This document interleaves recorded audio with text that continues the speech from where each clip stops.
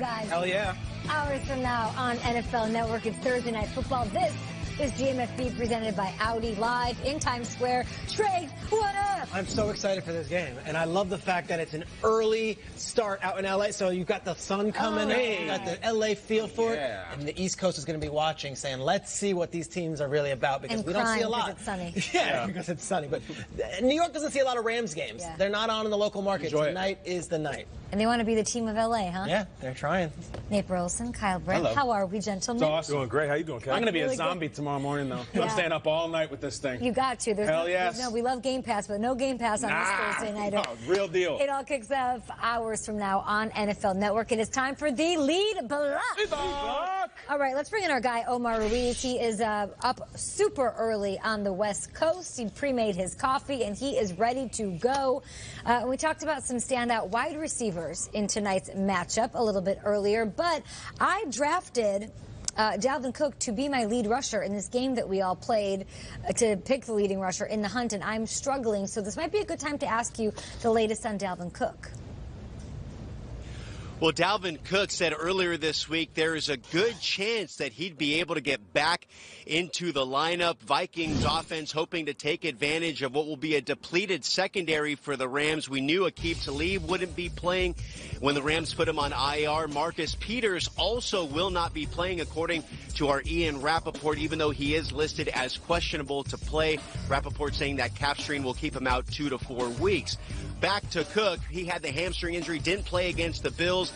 The Vikings only had 6 carries for 14 yards. That's 6 carries tied for the fewest in NFL history. They certainly could use them. That Vikings running game will also get a big boost with center Pat Elflein back in the starting lineup. He had injuries to his shoulder, to his ankle in the offseason. He played a little bit in that Bills game, knocked some of the rust off, but he'll be back starting.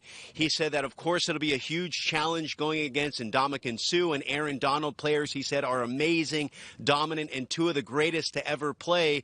But he said there is no special game plan against them. This game will be won in the trenches.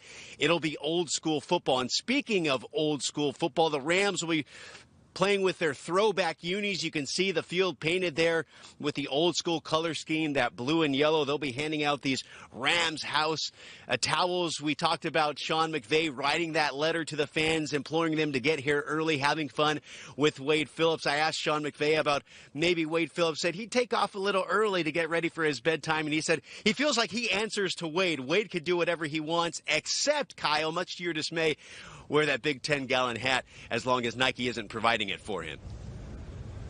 I think he should still wear it. Let's bring Kyle in here. That's very disappointing. Yeah. Wouldn't you think that the cowboy thing, the whole image is rebel? And what if Wade just did it and said, screw it, just wore that thing anyways? Here I am. You know where to find me? You know where to find me. 10-gallon. Bring the house down. We love you, bum. Come on, Omar. You and Dave Damashek Damashek right? Beating that drum, baby. Omar, you got to send us one of those towels. Those are absolutely fantastic. Not the hottest take here, but those should be their unis week in, week out. Amen. Like Thanks so much, Omar. Yeah, we'll talk to you I got a couple extras. Right here. I'll save some for you. Hey. On Good Morning Football, we are just hours away from kickoff in L.A. between the Vikings and the Rams. So let's go around the table and call our shot for tonight's game. Peter, you start. Yeah, you know, it's funny. We always want to see what's next, right? What's next? Who's the next musical group? Who's the next? In football, there's always a team that starts something that everyone copies. We saw the Wildcat. Remember the Dolphins did it a couple years ago, then everyone was doing it. Then it was the RPO. Guys, tonight is the night of the fly motion play action. The fly motion Get into play it. You're going to know all about the fly motion play action because Sean McVay and the Rams are doing something no other team really does, and everyone's going to be copying soon. Okay. Let's take a look at what the fly motion play action. Okay, watch it. It's a wide receiver goes in motion, then you hand off again. Okay, so essentially it's pre-snap, a guy in motion. This is a 50-yard pass interference play.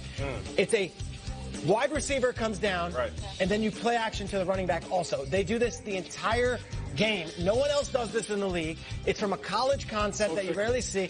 And it's deception. So watch all these different plays. This is against the There's Cup. Is it going to him? No, it's not. They'll send the wide receivers pre-snap, and then they'll maybe also hand it off here. Look at this one here. Here's a fake, double fake. Where are you? You're open. This is what the Rams do, and it's fascinating. And McVay will dial it up all day long. Watch it again. Wide receiver in motion, fake, handoff, fake. Where's the next guy? Sometimes you see one play action, sometimes you see two. This one, you see two. Very rarely do you just see a standard handoff with the Rams. A lot of times it's man in motion beforehand. Look at that. That's enough to distract the safety, distract it, and leaves Gurley wide open for the play.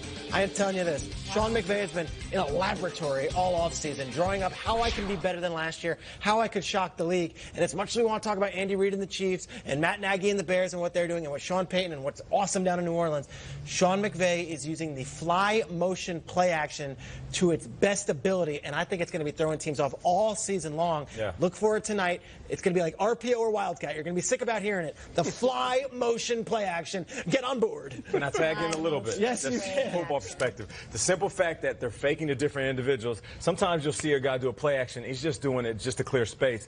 Those guys can get the ball. So you have these safeties pulling away from each other. And if they're in zone, Jared Goff can recognize that immediately. And if they're in man, somebody's moving with the guy in motion. Sometimes they pass it actually to the individual. There's one play you showed. They fake it to one dude, and then they faked it to Gurley. Deep is saying, oh, they faked it to Gurley, leave Gurley alone. He drops back and throws a screen back to Gurley. So the complexity of this offense is what you're talking about. Very special. If you're at home and you want to sit there and have some popcorn and enjoy a movie, watch the Rams offense. It's two play actions before anything, which is unheard of in the NFL. It feels very appropriate, right? Seeing two fakes in Los Angeles, it's great. It's autobiographical. It's true. It's L.A. True. Wow. Hey, but they can deceive you sometimes. Wow. But the thing is, You're talking about lips, right? yeah. But the thing is funny. The Rams also have a very, very natural C cup, which is great. Which They do. Cooper Kupp is a respect player. to them. Respect. You know what I'm saying? Like, I've been there. I used to live there. It's awesome. Good for them. Right. Cooper Kupp. He's been natural athlete. From Eastern right. Washington. That's right. Eastern Washington. Nothing advanced there. Redfield. Yes. Talking football. That's it. Who else Okay, what do you got, Kay? Hey, what do you got? What do you got, Kay? Hey, Adam. Mine is not funny or complex like yours. Yours is very intricate. I can even say it now. Fly motion, play action. That's Get in on it. Mine will be simple. It'll be Kirk Cousins to Stephon Diggs, bombs away, whoop, catches it. We saw it, 175-yard touchdown connection between the two of them against the Packers. And this isn't as easy of a call as I would think it would be because Stephon Diggs did get bottled up by Tre'Davious White last week against Buffalo. But I think he has like 140 yards receiving and a touchdown in this one and a better day than Adam Thielen. Maybe every receiver out there. It's kind of an easy call to make because the corners are gone. No Aqib Talib, no Marcus Peters in this one. But I look at what Mike Williams did last week for the Chargers, playing outside, 2 touchdowns, a career-high game, and that's where Stephon Diggs likes to hang out on the outside. I think he's going to do his damage against this defense to be the saving grace, if there is one, for these Vikings against the Rams. Hey, don't you feel like Stephon Diggs was made for Hollywood? Like, doesn't this feel like this is the perfect coming out party? Like L.A., He's Thursday good, Night Football. bright lights. Agree. He didn't play in the super glamorous college program like USC. Yeah. I was in USC's house. Big, great stage for him. Yeah. $140, you're saying? $140 and a touchdown, and you'll see the bromance That's a big on game. a major Can't stage. wait to see that. We love us some Stephon Diggs on the show. All right, for me, I'm going to go bold and I'm going to go big. You know, I was thinking about something with Todd Gurley because he's my favorite running back in the game. Yeah. I'm trying to figure out, what can I say that has shocked you? Is it a $150? Is it a couple of TDs? You'd be like, nah, that's pretty much a legit game. If it's 4 quarters of football, Todd Gurley can give you that. What can he do that will actually raise your eyebrows? So I feel like Todd Gurley will have 1 receiving touchdown, Okay. 1 rushing touchdown, Okay. Done there, right?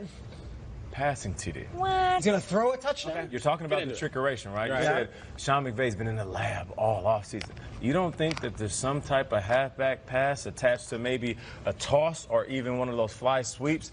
He's sitting there going in motion. Jared Goff hands it off to him. He throws the ball to many of those wide receiver targets that he has. So I'm looking at the guys that have done that before. Last time it was done by another running back who was the best in the league.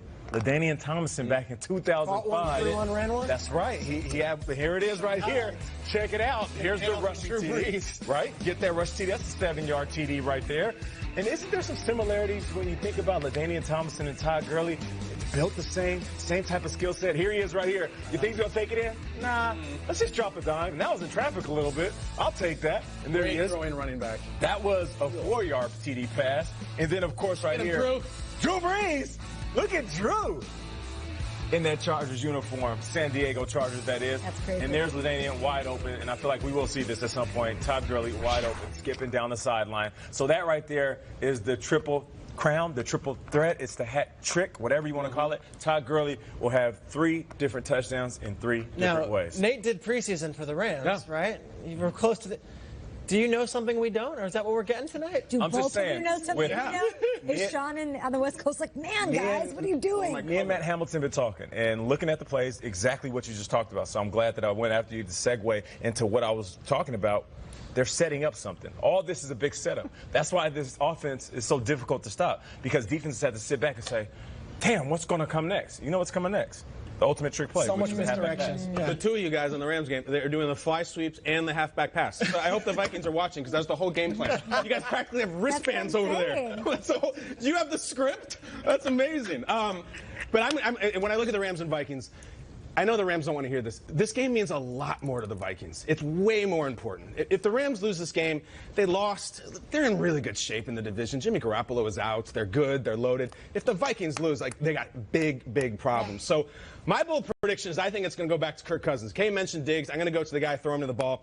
I think Kirk Cousins is going to ball out. Okay. I think Kirk Cousins is going to dad out, and I think Kirk Cousins is going to win. I really do believe it. It just means so much. I think they have also an emotional factor with what Everson Griffin's got going on. I think this team will rally. As for the balling out, this makes sense. That's fine. The corners are out for the Rams. The X's and O's that add up.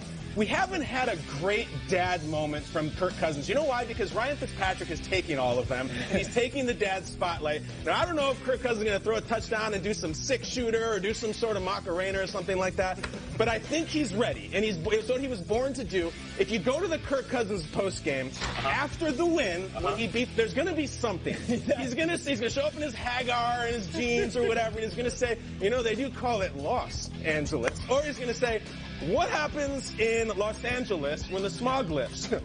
UCLA. And he's going to go do the six-shooter there. Why do they have such fresh, minty breath in California? Why? Because the capital is Sacramento's.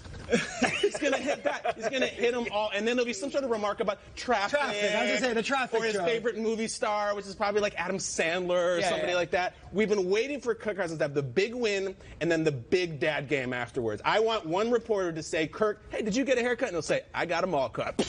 And he'll walk off. Win out, dad out. That's Cousins tonight. So many six shooters. That's so many. So many. All So the many. six shooters All that you lot of have. six shooters. Well, we'll see Dads how it love 'em. turns out, and if our called shots are right tonight, hours from now, guys. It's two NFC powers colliding. Kirk Cousins and the Vikings taking on Todd Gurley, Jared Goff, and the fly motion play action with the Rams. Did I get it right? FMPA. Yeah, Vikings-Rams when it's on. It's on. Thursday Night Football tonight, hours from now at 8 p.m. Eastern on NFL Network, on Fox, and streaming on Prime Video. All right, we're going to take a short little break here, guys. We'll break down the rest of the action. Chicago, first place in the NFC North. Khalil Mack, of course, anchoring the defense. I love that. Mac at your door. That's number 5, guys. That's right. Aaron Rodgers missed practice on Wednesday. We'll give you the latest on the superstar quarterback's knee injury as they try to bounce back from a brutal loss as well. Those Redskins, man. I like them. We'll get into it. You just got to be a believer, you know? I'm saying.